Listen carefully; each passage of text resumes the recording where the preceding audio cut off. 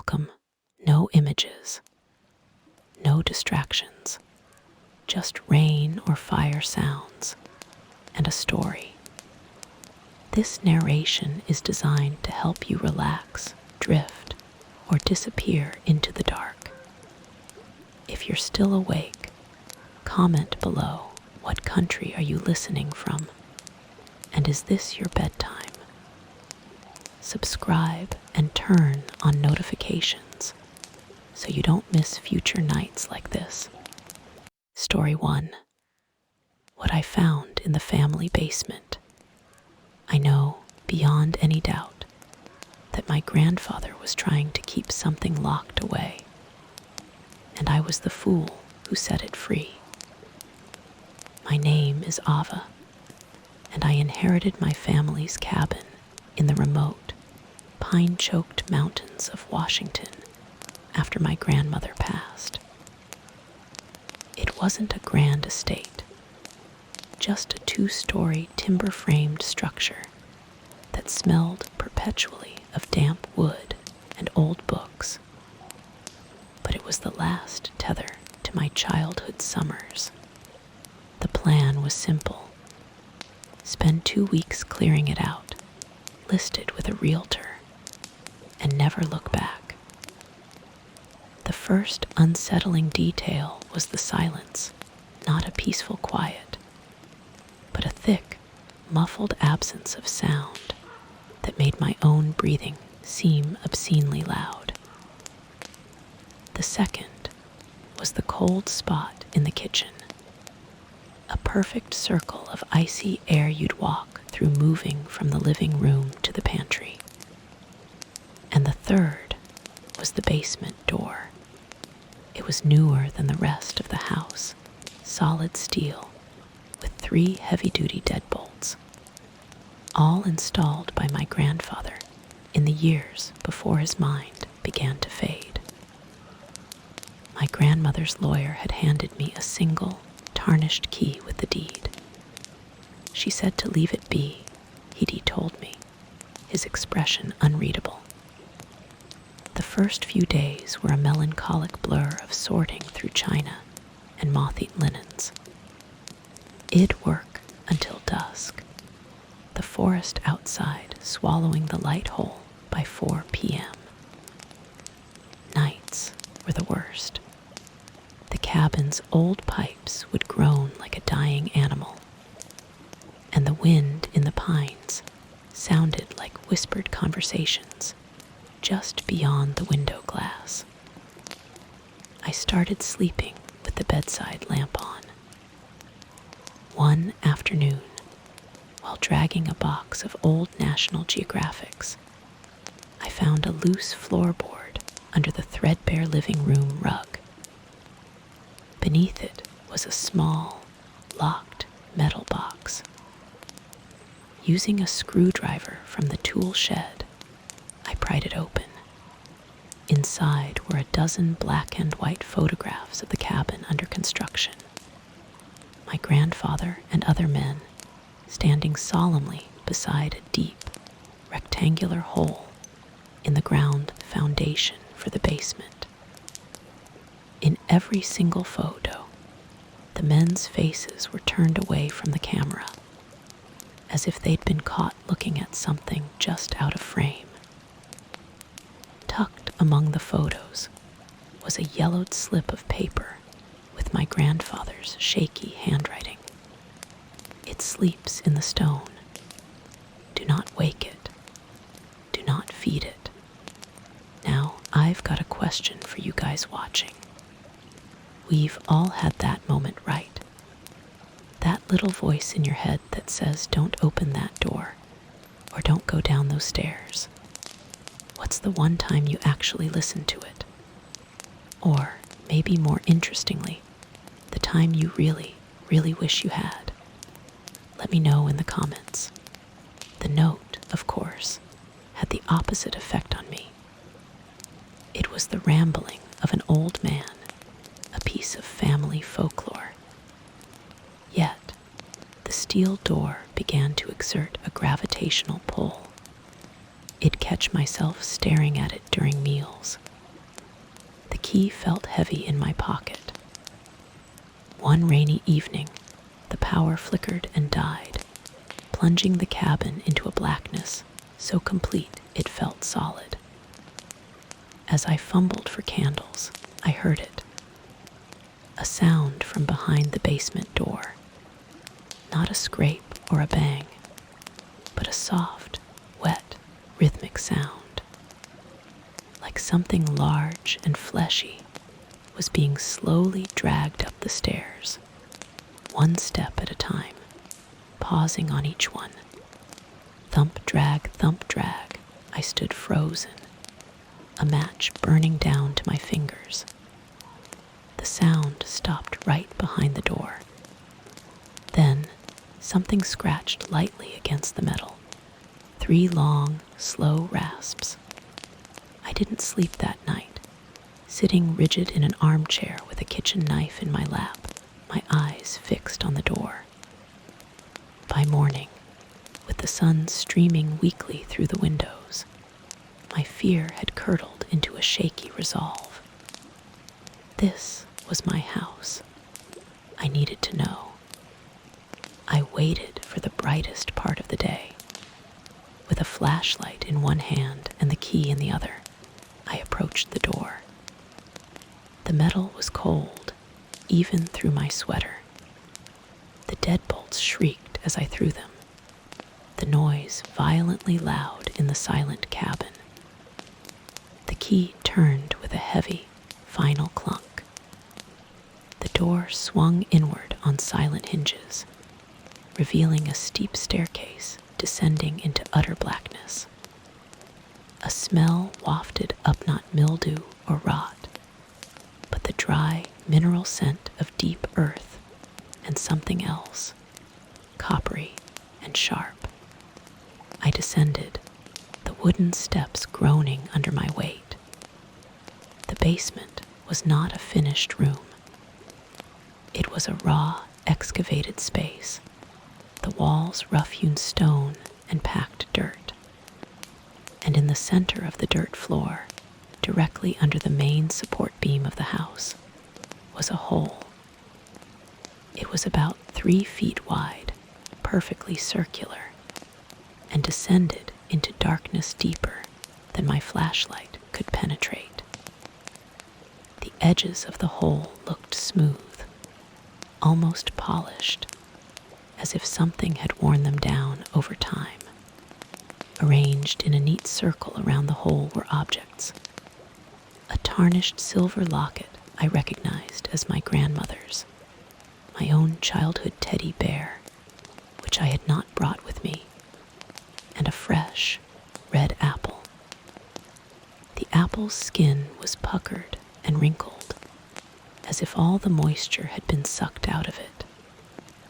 I backed up the stairs, my heart hammering against my ribs. I slammed the steel door, relocked every bolt, and spent the next hour pushing a heavy bookshelf in front of it for good measure. For 2 days, nothing happened. The strange noises ceased. The cold spot in the kitchen warmed. I began to think Id imagined it all, that the stress and isolation had conjured a shared family psychosis. I even laughed at myself, a thin, nervous sound. This was the false safety, the calm before the storm that fools you into dropping your guard. On the 3rd night, I woke up because the bedside lamp was off.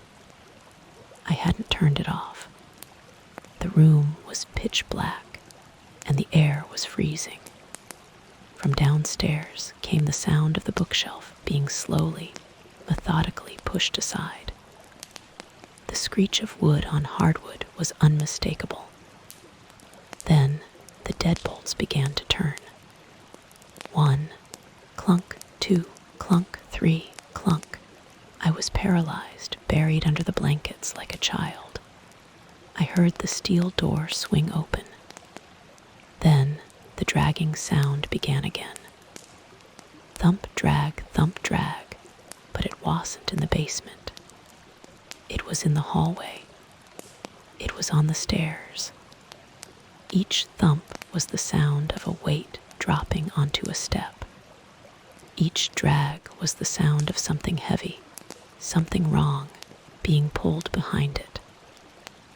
The smell of dry earth and copper filled the upstairs hall, seeping under my bedroom door. My door handle began to turn.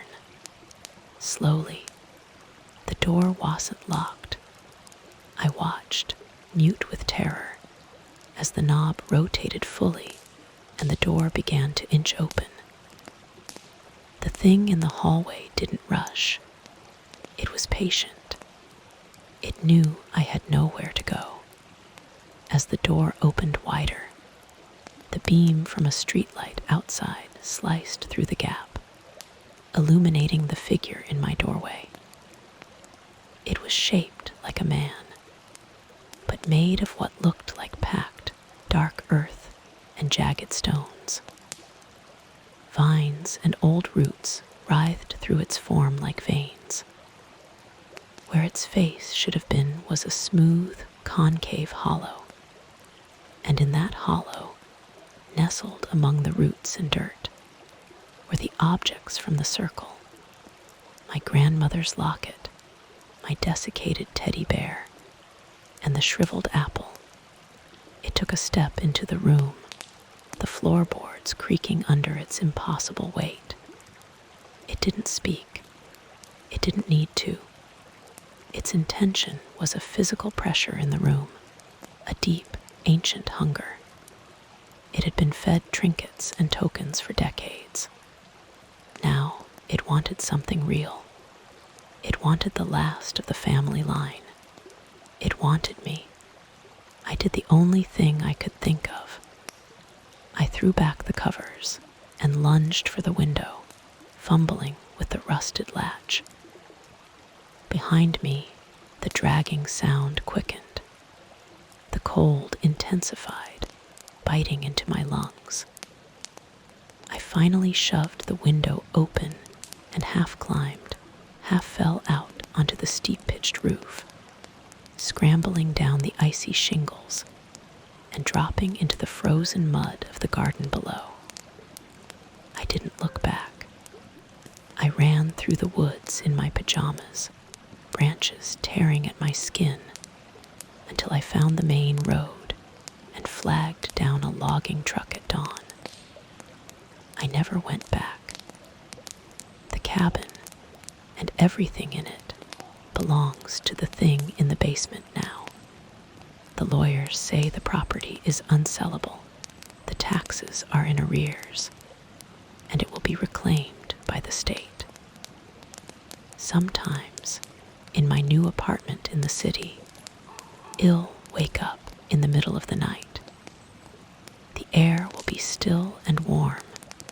The city sounds a constant hum. And I'll almost believe I am safe. But then I'll remember the final detail, the one that chills me more than any other. When I fled, I left the front door of the cabin wide open, and the thing from the basement, the thing that lives in the stone, it knows what doors are for. It knows how to use them.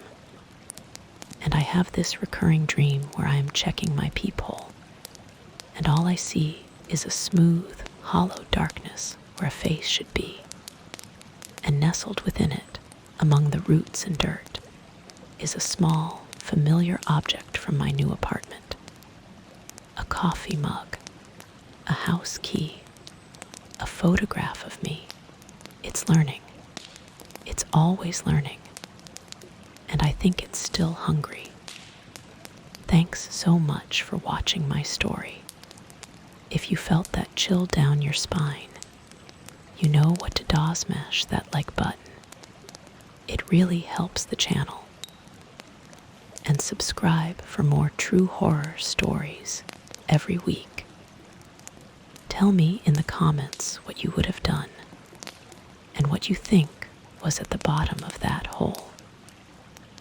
Until next time, sleep tight. story too. The night I learned about Highway 37, I should have listened to the warnings about Highway 37. My name is Tyler, and I am a long-haul trucker. I've seen every desolate stretch of asphalt this country has to offer, from the fog-choked passes of the Pacific Northwest to the sun-baked, shimmering voids of the Southwest. I thought I was immune to roadside ghost stories, the kind bored locals tell to spook travelers.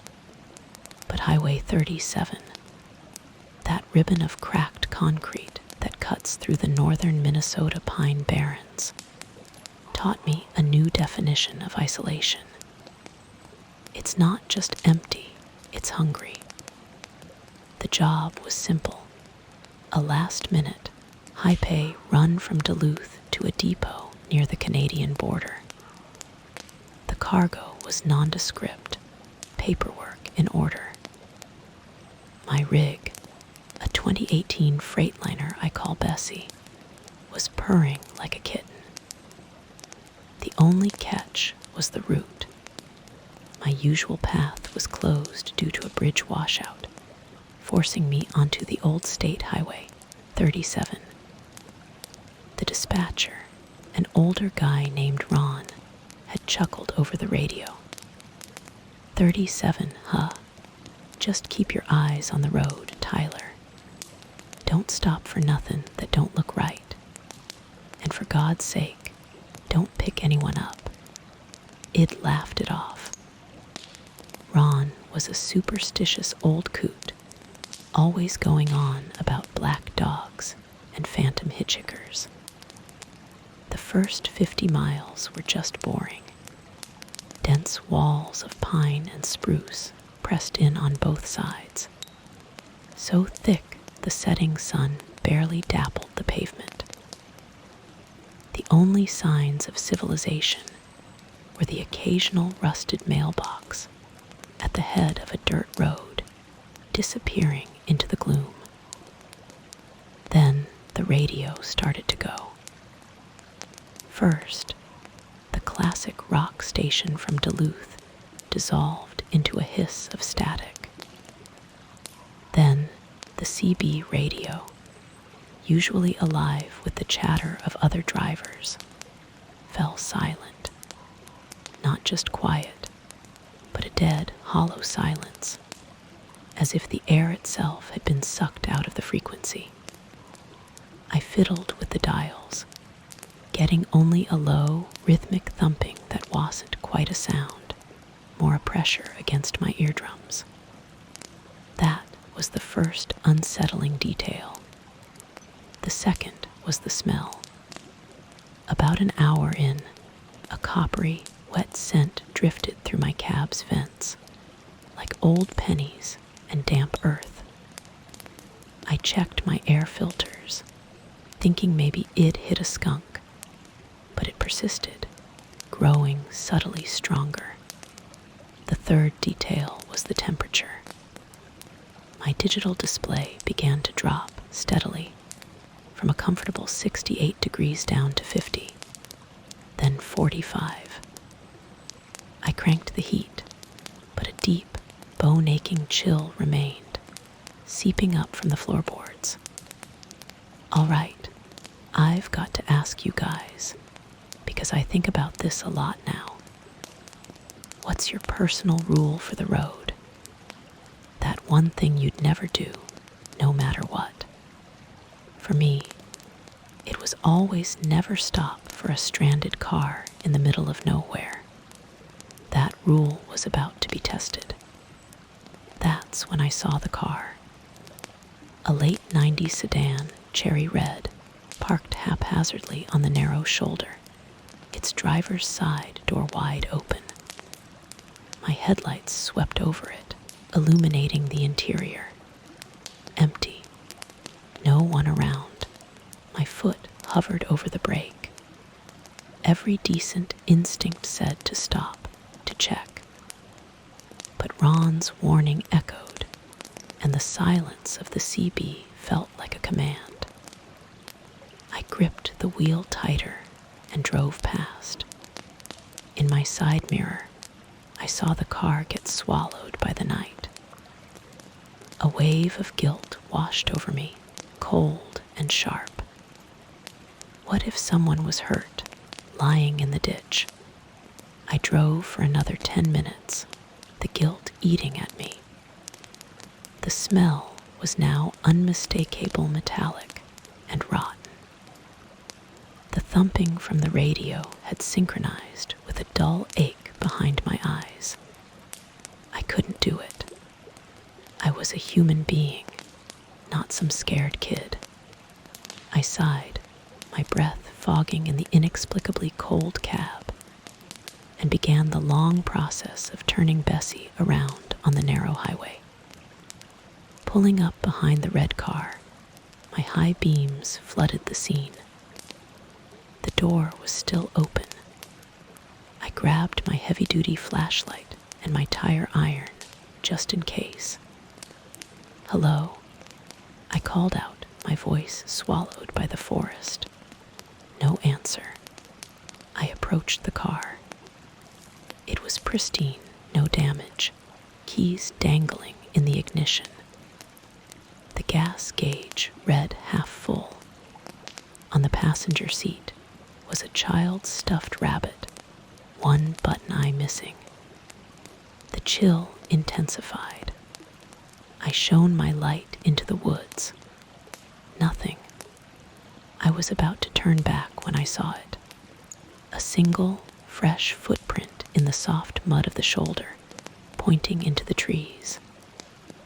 Not away from the road, but parallel to it, as if someone was walking alongside the highway, just out of sight. A branch snapped deep in the woods. I scrambled back into Bessie, my heart hammering against my ribs. I threw her into gear and pulled away, this time not looking back. The false safety hit me about 5 miles later. The radio crackled to life a snippet of a country song before fading again. The temperature gauge began to slowly climb. The coppery smell faded, replaced by the familiar scent of diesel and old coffee. I let out a shaky laugh. See, it was nothing. Just a stranded car, probably a tourist who'd gotten a ride from someone else. My imagination, fueled by Ron's stories and the oppressive isolation, had gotten the better of me.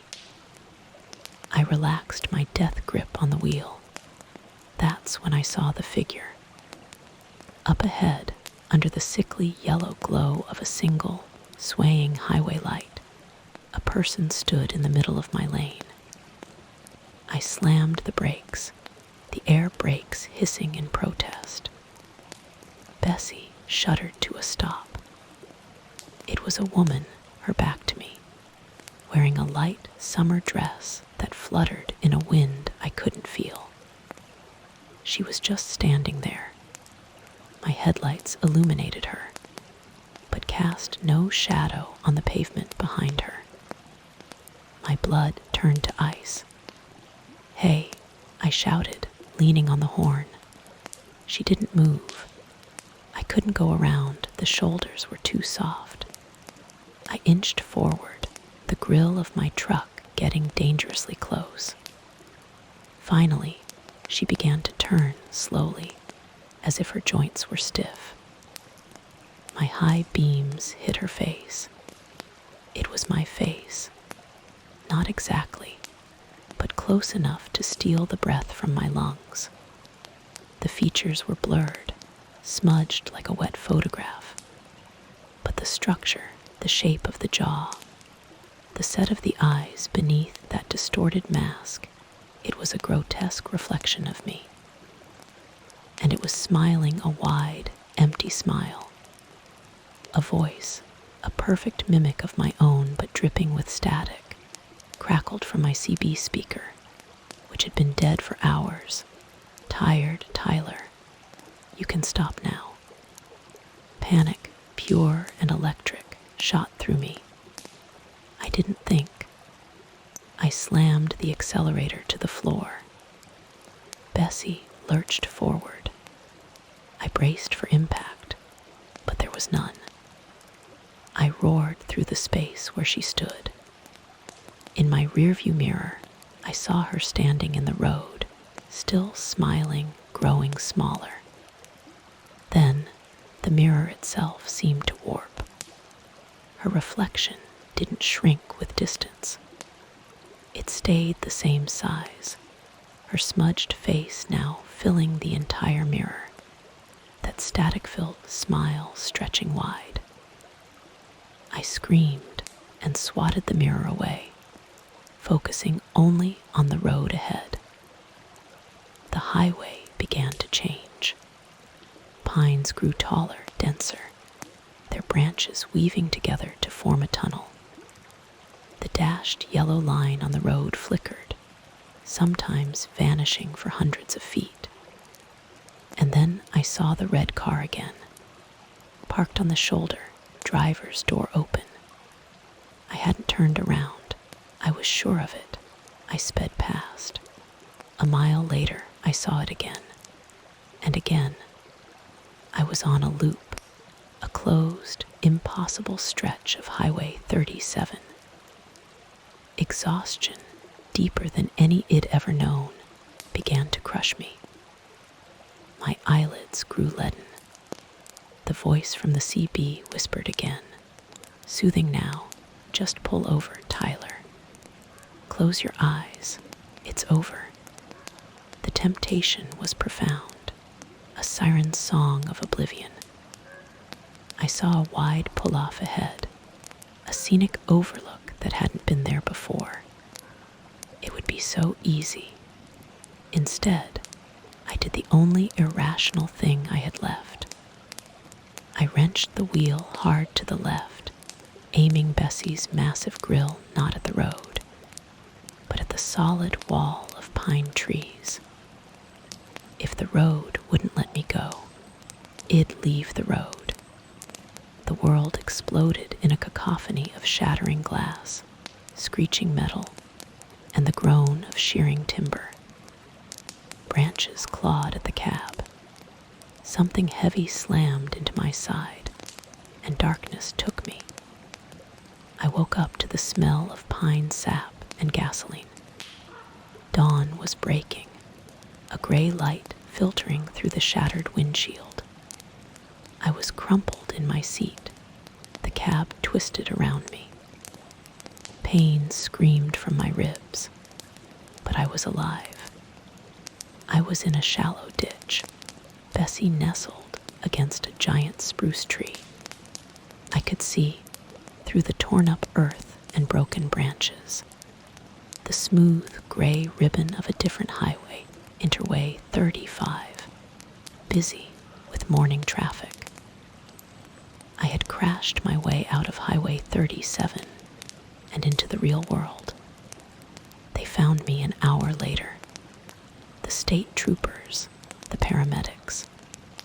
They said I was lucky to be alive, that I must have fallen asleep and veered off the road miles back.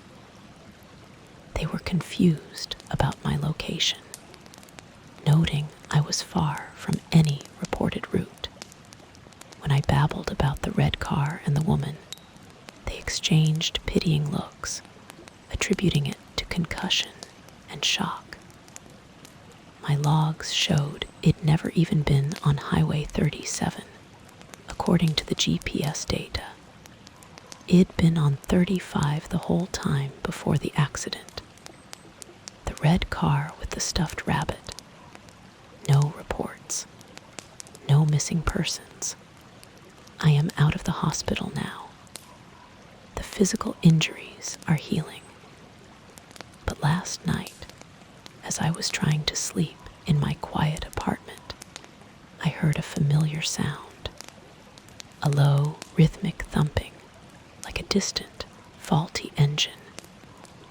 It wasn't coming from outside. It was coming from the hallway. And when I checked the peephole, the corridor was empty, but the old, frayed welcome mat outside my door was turned upside down, just like the one I'd seen, but never mentioned, on the porch of a lonely cabin I passed 100 times on that endless loop. I am trying to tell myself it's the plumbing, or my traumatized mind, but the chill is back, seeping under the door, and a part of me knows that roads, especially hungry ones, don't always stay where you leave them. Sometimes they find a new path. Thank you for listening to my story. If you felt that chill, that sense of something watching from the edge of the trees, then you understand. Please, give this video a like if it kept you up tonight. Subscribe to the channel for more tales from the dark corners of the world. And in the comments, I'd really like to know, have you ever driven down a road that just felt wrong? What happened? Share your story. And remember, wherever you're going, drive safe. You never know what's sharing the road with you. Story 3. The road where phones stop working. I used to think the worst thing that could happen on a lonely road was a flat tire. I was wrong. The worst thing is when every connection to the world you know simply dissolves. My name is Ava, and this is what happened on State Route 9, the stretch of asphalt they don't bother to light because so few people use it anymore. I was driving back from a work conference, a soul-sucking 3 days of corporate icebreakers and PowerPoints that could cure insomnia. All I wanted was my own bed, my cat's disapproving stare, and silence. The GPS had rerouted me due to a major accident on the interstate, spitting me out onto this forgotten 2-lane ribbon cutting through endless pine forests. It was fine. Quieter. The moon was a sharp sliver, offering little light, and the trees pressed in from both sides like a dark, living wall. My headlights carved a tunnel through the absolute blackness, the only sound the hum of my tires, and the low murmur of a true crime podcast playing from my phone. The first thing I noticed and dismissed was the strange, coppery taste in the air when I rolled the window down for a second to stay alert. Like old pennies and wet soil. The second was the complete absence of other cars. Not one in 30 minutes. The third was the way the shadows between the trees didn't just look black, they looked solid, as if you could reach out and touch the darkness. The podcast host was mid-sentence, detailing some infamous unsolved case, when her voice stuttered into digital gibberish and then vanished. The screen of my phone, mounted on the dash, flickered once, went black, and refused to wake up. Great, I muttered, jabbing the power button. Nothing. A cold trickle of unease started in my chest. I reached for the car's built-in navigation. The screen was dark too, not just off-dead. The dashboard lights, the radio display, everything electronic had been extinguished in the same instant. Only the analog speedometer, driven by a cable, still functioned. The engine, however, purred along unaffected. I was driving a metal coffin through a void, with only my headlights as company. Okay, Ava, don't panic. electronics fail. It's a weird coincidence. Just keep driving. Yowl hit a town eventually. I tightened my grip on the wheel, my knuckles white. The tunnel of light from my headlights felt smaller now, more fragile. And then I saw the figure. It was just a flash in the periphery. A tall, impossibly thin shape standing perfectly still between two thick pines about 20 yards into the woods. It was there, and then, as I whipped my head to look directly, it was gone. A trick of the shadows. Fatigue. It'd been driving for hours. I laughed. A dry, brittle sound in the silent car. Get a grip, I told myself aloud, just to hear a human voice. But have you ever had that feeling? That primal, bone-deep certainty that you are being watched. Not by a person, but by something that has categorically noticed you. The woods were watching. The silence was no longer empty, it was a held breath.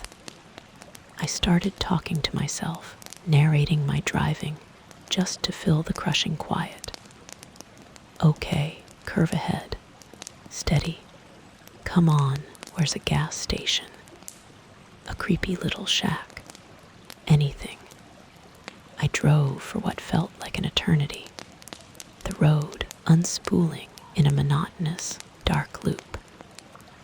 The trees started to look the same. Were I passing the same gnarled, lightning-struck oak again? No, that was paranoia. My mouth was dry. The coppery taste stronger, even with the windows up. I glanced at the passenger seat where my dead phone lay. A useless brick.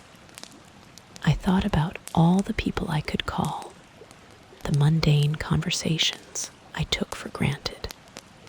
What's the one piece of modern convenience you think you'd miss most if it was just ripped away like that? The second time I saw the figure, it was closer to the road. Still just outside the direct reach of my headlights, but I saw more detail. It was tall, over 7 feet, and its limbs were too long, jointed in wrong places. It wasn't standing among the trees, it was part of them. Its texture like bark and shadow woven together. It didn't move. It just faced the road, and I knew, with a certainty that froze the blood in my veins, that it was facing me. I slammed my foot on the accelerator, the engine roaring in protest as I shot past. I didn't look back. I couldn't. A sign finally appeared in my headlights, rusted and pockmarked. Nowhere 5 MI. The name was not reassuring, but it was civilization. A light. Maybe a payphone. Did those exist anymore? Hope, fragile and desperate, bloomed in my chest. I followed the arrow onto an even narrower, rougher road.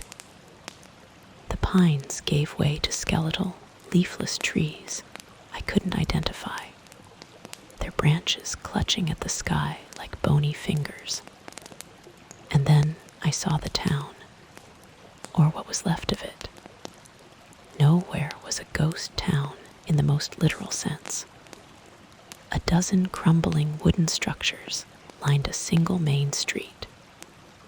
Windows were shattered, doors hung open on broken hinges. There was no light, no power lines, no sign of life. My hope curdled into dread. But at the far end of the street, one building had a faint, warm, orange glow in its front window. A lantern. Someone was here.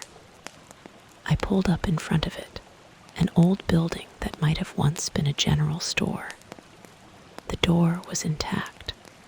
I turned off the car, and the silence rushed in to fill the space the engine had occupied.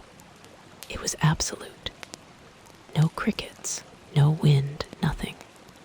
I got out, my legs shaky. Hello. My voice was swallowed by the emptiness. I pushed the creaking door open.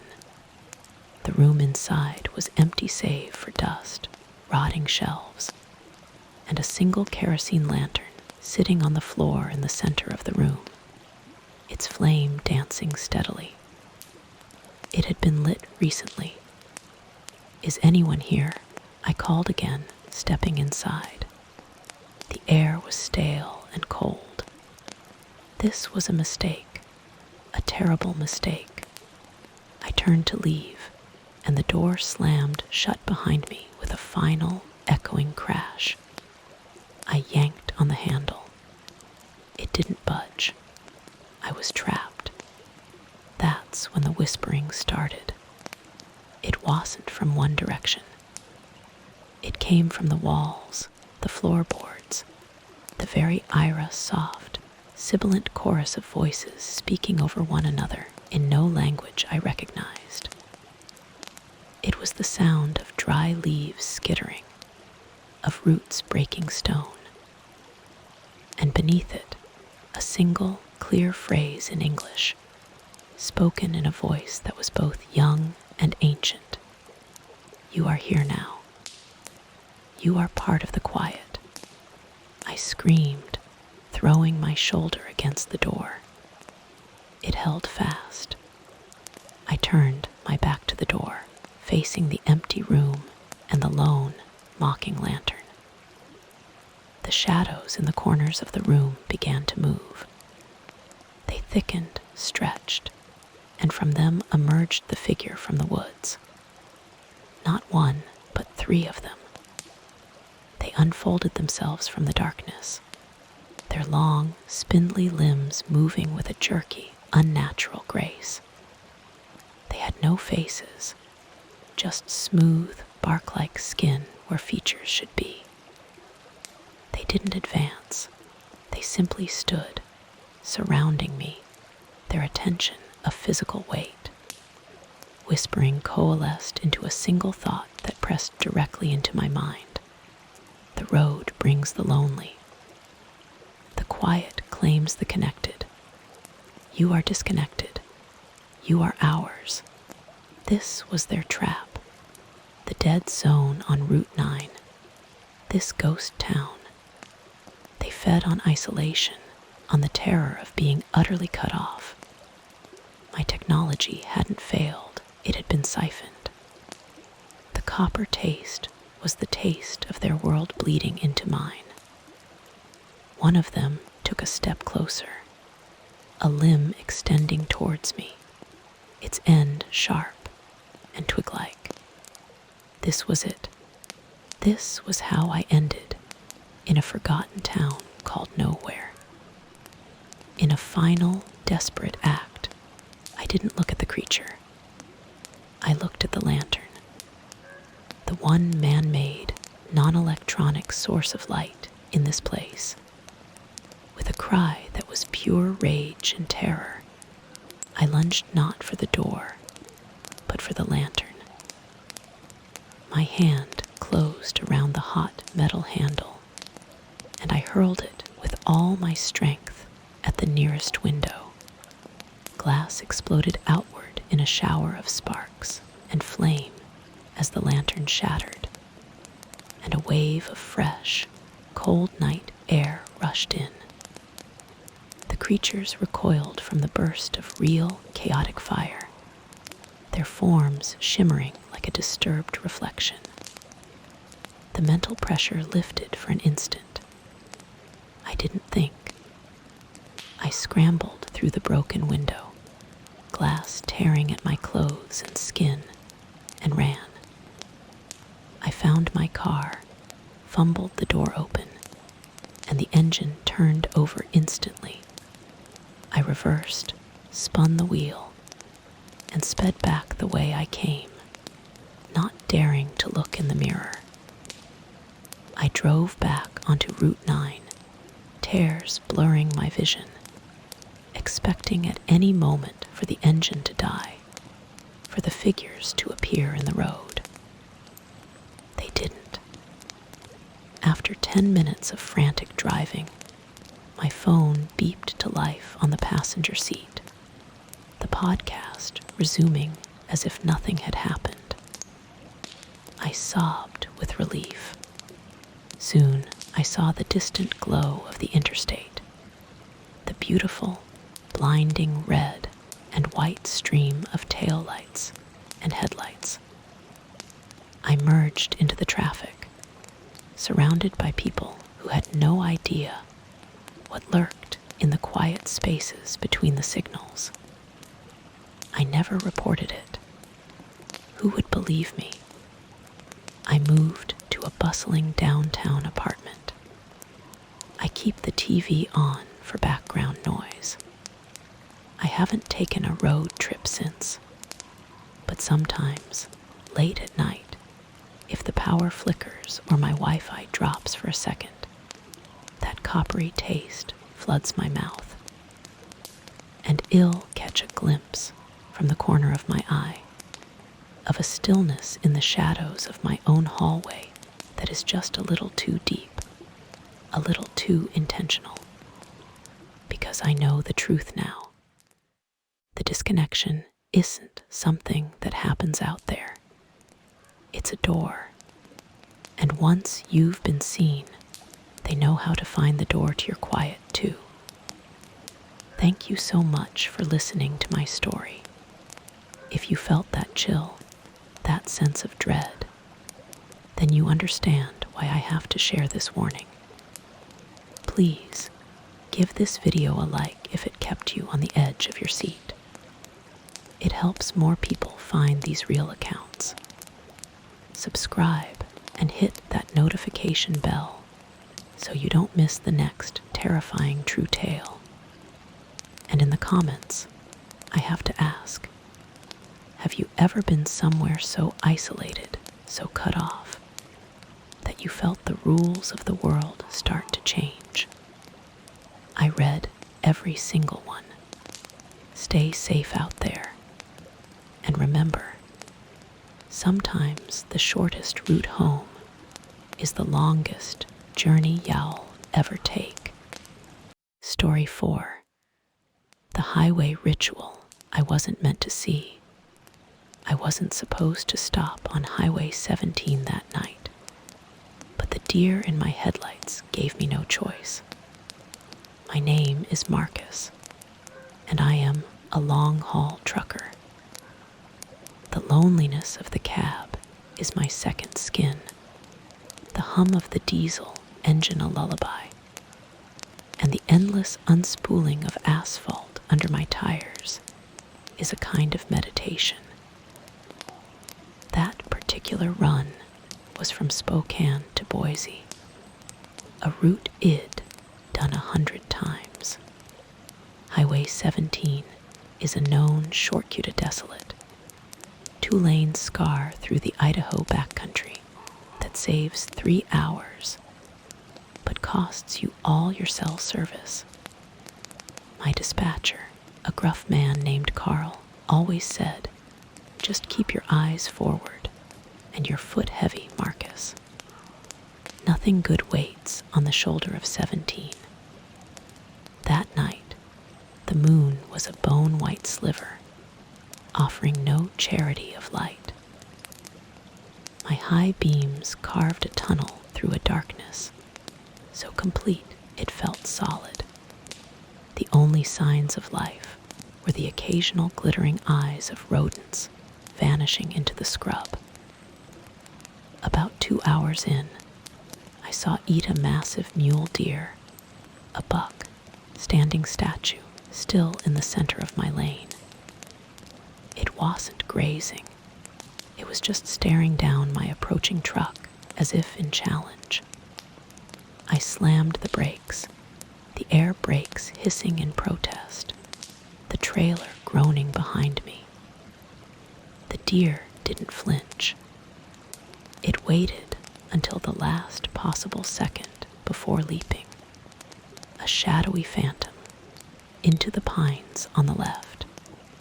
My heart was a jackhammer against my ribs. I pulled over, not because I hit it, but because my hands were shaking too badly to grip the wheel. The truck shuddered to a halt on the gravel shoulder. I sat there for a few minutes, the cab filled with the sound of my own ragged breathing and the ticking of the cooling engine. That's when I noticed the first unsettling detail. The woods were silent. No crickets, no wind through the pine needles, nothing. It was the kind of silence that feels like a held breath. The second detail was a smell that crept in through my vents, not the clean scent of pine, but something older, earthier, like damp soil and rotting leaves, with a faint, coppery undertone I couldn't place. The third was the temperature. My digital display showed the outside temp had dropped a full 10 degrees in the span of 5 minutes. I needed air. I climbed down from the cab, the gravel crunching loudly in the oppressive quiet. The cold bit through my flannel shirt. I leaned against the grill, lighting a cigarette, the flame of my Zippo startlingly bright. That's when I saw the flicker of light deep in the trees, off to the right side of the road. It wasn't a steady beam, but a wavering orange glow. A campfire. Logic said it was just hunters or campers, but every instinct in my body, honed by years of navigating lonely places, screamed that it was wrong. Who camps 100 yards from a highway in a pitch-black grove on a Tuesday night in October? Hey, while I'm standing here in this memory, let me ask you all something. What's the weirdest, most unexplainable thing you've ever seen on a late-night drive? Drop it in the comments. I could use the company after this story. Curiosity, that ancient and fatal flaw, got the better of me. I told myself I'd just walk to the tree line, get a better look, satisfy the itch. I left my truck running, its headlights painting the road ahead, a beacon I could easily return to. Round sloped away from the shoulder, and the pine needles muffled my footsteps. The smell grew stronger, that damp earth and metal scent, now mixed with wood smoke. I crept closer, using the thick trunks as cover, until I could see the clearing. There were 5 of them, figures in dark, hooded robes, standing in a rough circle around a large, crackling fire. The robes looked crude, homemade from rough fabric.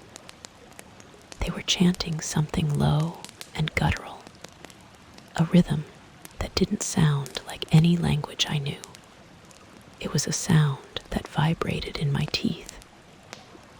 In the center of their circle, lying on a flat, moss-covered stone, was the deer, the buck. It was on its side, utterly still, but I could see its flank rising and falling in shallow breaths. It wasn't dead, it was drugged or tranced. One of the figures stepped forward, holding something long and glinting. I didn't wait to see what happened next. I turned and ran, my boots slipping on the needles. I didn't care about the noise. I burst from the tree line and sprinted for my truck. I yanked the door open, threw myself inside, and slammed it shut, engaging the locks with a frantic slap of my hand. I stared into the rearview mirror, expecting to see robed figures emerging from the woods. Nothing. The road behind me was empty, swallowed by darkness. I put the truck in gear and pulled onto the asphalt, my speed climbing fast.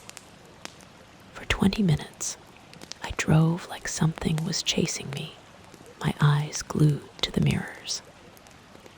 Nothing appeared. The silence on the CB radio was no longer eerie, just normal static emptiness. My heart began to slow. A false safety, warm and seductive, started to wrap around me. It was just some weird backwoods cult, I reasoned. Probably just sacrificing animals.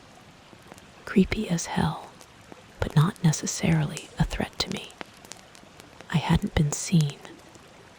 I was just a passerby. The miles ate up the darkness, and I almost convinced myself it was over. Then my headlights caught her. A girl, maybe in her late teens, was standing on the white line of the shoulder, about 50 yards ahead. She was wearing a simple, light-colored dress, no coat, her arms wrapped around herself. Her face was pale and streaked with what looked like dirt or tears. She stared directly into my headlights, her expression one of pure animal terror. I hit the brakes again, but more gently this time. My humanitarian instinct wrestled with Carl's voice in my head. Nothing good waits on the shoulder of 17. But she was just a kid. She was freezing and scared. I rolled down my passenger window as I came to a stop beside her. "Hey, you okay? What are you doing out here?" I called. She didn't move closer to the truck. She just stood there, trembling. "He's coming," she whispered, her voice barely carrying over the idle of the engine. "You have to go. Now, who's coming? Get in, I'll take you to the next town." She shook her head violently, taking a step back. "You don't understand. You saw. You have to go. The road won't let you." Before I could process her words, her eyes shifted to a point behind my truck, and her face dissolved into absolute dread. She turned and fled into the woods on the opposite side of the road. I looked in my side mirror. The road behind me was still empty, but the air in the cab grew frigid, my breath puffing out in a white cloud. Smell returned that thick, loamy, coppery scent, now so strong it made my eyes water. And then I heard it, a sound from the trailer, not from the road, but from inside my locked, empty 53-foot trailer. It started as a scrape, a long, slow drag, like something heavy being pulled across the corrugated metal floor. Then a thud. Then another scrape, closer to the cab. My blood turned to ice. I had checked that trailer in Spokane. It was empty, a deadhead run. I was hauling nothing but air. Thud, scrape. It was at the front wall of the trailer now, right behind my sleeper berth. I stared at the thin curtain separating the cab from the back, expecting to see it bulge. The digital display on my dash flickered. The numbers on the odometer began to spin wildly. The CB radio blared to life with a burst of screaming static that coalesced into a distorted, chanting voice of the same guttural rhythm from the woods. But now it was inside my cab. I jammed my foot on the accelerator. Truck lurched forward. The sounds in the trailer grew more frantic, becoming a violent banging, as if someone was throwing themselves against the walls. The whole rig shuddered. In my rearview mirror, I saw the trailer's side doors, which I knew were locked and sealed, start to bulge outward as if from immense internal pressure. I was driving blind, tears of terror in my eyes, the world outside the windshield a blur of darkness. The chanting in the radio was a physical pressure in my skull. I didn't see the curve. The truck, top-heavy and speeding, hit the bend wrong. I felt the trailer, that thrashing, screaming weight behind me, begin to tip. It pulled us over. The world spun. Metal shrieked against asphalt and then against rock and trees. Glass exploded. I was thrown against my seatbelt. Then everything went black and silent. I woke up to the smell of diesel fuel and pine. I was hanging upside down in my seatbelt, my head pounding. The cab was crushed around me, the windshield a spiderweb of cracks. Moonlight filtered in. I fumbled for my seatbelt release, collapsing in a heap on what was now the ceiling. I crawled out through the shattered driver's side window, glass tearing at my clothes. My truck and trailer were a twisted heap in a ditch, half in the trees. I stumbled away, expecting pain, but finding only adrenaline-fueled numbness. I was alive. I turned back to look at the wreck, and I saw it. The trailer doors had been ripped clean off in the crash. The interior was a black maw, and from that darkness, something was emerging. It wasn't a robed figure. It was a shape of concentrated shadow, darker than the night around it, dripping with that same damp earth smell. It had no clear form, just a suggestion of limbs and a terrifying, slow, pulsing movement. It poured out of the trailer and began to slide, not walk, up the ditch toward the road. It didn't come toward me. It ignored me completely. It moved to the center of the highway and stopped. As I watched, frozen, the shadows around it seemed to thicken and stretch, melting into the asphalt, becoming one with the road itself. Then it was just gone. The highway looked normal, just dark, empty asphalt. A state trooper found me an hour later, wandering down the center line in shock. They said I was lucky to be alive. They called it driver fatigue, a tragic accident. They never found evidence of a deer, or a girl in a dress, or a cult. My wrecked truck was towed to a junkyard. I quit long-haul driving. I work in a warehouse now, where the lights are always on and the doors lock from the inside. But sometimes, on the very edge of sleep, I hear it. Not the chanting, not the banging. I hear the hum of tires on asphalt, and I feel a cold draft, smelling of soil and old blood, seep in under my bedroom door. Because I know the truth. I didn't escape what was on Highway 17. I gave it a ride. And now the road is looking for a new driver. Thank you for listening to my story. If you felt that chill, that sense of something lurking just out of sight, then you understand. Don't let the road get lonely. Like this video, subscribe to the channel for more tales from the dark side, and share your own late-night encounters in the comments below. Stay safe out there. Thank you for listening and staying until the end.